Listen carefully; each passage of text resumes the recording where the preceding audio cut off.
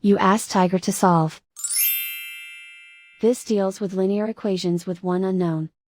The final result is x equals 22/3. Let's solve it step by step. Group all constants on the right side of the equation. Add 4 to both sides. Simplify the arithmetic.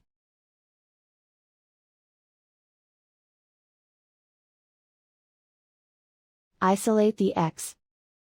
Divide both sides by 6. Simplify the fraction. Find the greatest common factor of the numerator and denominator. Factor out and cancel the greatest common factor. And so the final result is x equals 22/3.